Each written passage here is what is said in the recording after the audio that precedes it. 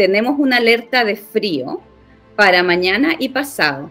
Y lo primero que está en mi cabeza cuando pienso en eso es justamente si nos vamos a quedar sin luz o no, como ocurrió el año pasado en la tormenta Uri, donde 3.4 millones de personas en el estado de Texas se quedaron sin electricidad por varios días en pleno invierno, sin acceso a calefacción.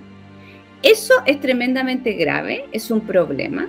Entonces, acá estamos hablando por un lado del precio y de cuánto se recarga el bolsillo de las familias latinas, y por otro lado estamos hablando de confiabilidad, estamos hablando de que en este minuto las fuentes de energía en las que más nos confiamos, las que más tenemos a nuestra mano, no son fuentes suficientemente confiables porque se basan en combustibles fósiles y el precio del combustible fósil es muy volátil y a su vez las cadenas de suministro son problemáticas.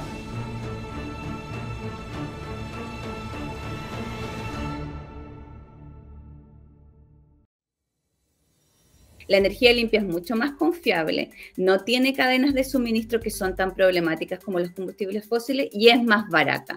Y es por eso que, por ejemplo, organizaciones como la mía, Climate Power, ha estado abogando tremendamente por tener legislación como Build Back Better en el Congreso, porque vemos que una expansión, una real inversión en fuentes de energía limpia beneficiará tremendamente a familias como los latinos que pagan al final más de sus ingresos en electricidad. Si tú piensas, ¿cómo dividimos nuestro ingreso? Una persona latina como yo, una familia latina, nosotros gastamos en comida, gastamos en vivienda, gastamos, por supuesto, los insumos básicos, electricidad, agua, etcétera. Pero resulta que en nuestro caso, en el caso de los latinos, si tú lo ves en proporción a cuánto ganamos, tenemos una recarga del 24% de nuestro ingreso cuando hablamos de pagar cuentas de energía, cuando hablamos de pagar por energía. Por lo tanto, se nos recarga mucho más nuestro bolsillo. Es mucho más difícil para nosotros cuando hay alzas en los precios de la electricidad y los combustibles fósiles. Es mucho más difícil para nosotros pagar porque tenemos que estrechar nuestro ingreso muchísimo más en comparación con otros grupos. Ese es el bottom line para nosotros.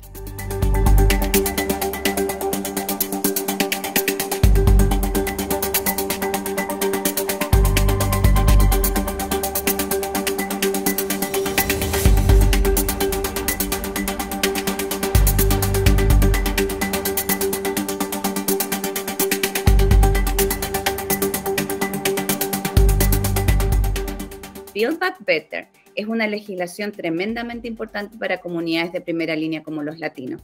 ¿Por qué? Porque va a crear trabajo, porque nos va a permitir ahorrar dinero en energía, porque va a ampliar las fuentes de energía limpia, lo cual va a limpiar nuestro aire, va a reducir las emisiones, que en el fondo están repercutiendo enormemente en el cambio climático por el calentamiento global. Si tú consideras todos esos factores, como decimos en inglés, it's something worth fighting for.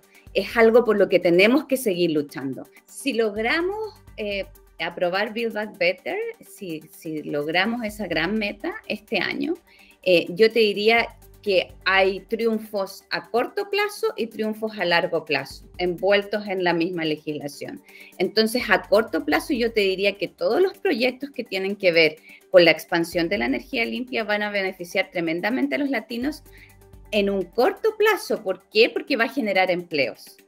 Y los latinos tenemos los skills, tenemos las habilidades para poder tener un rol activo en esta nueva fuerza de trabajo en una economía verde, es decir, una economía mucho más orientada a las energías limpias. Eso es primero.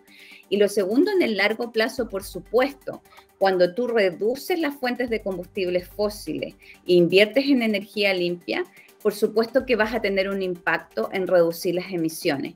Y eso a la larga, en el largo plazo, nos va a ayudar tremendamente a mitigar el cambio climático y a reducir el calentamiento global que está impactando tanto a nuestras comunidades.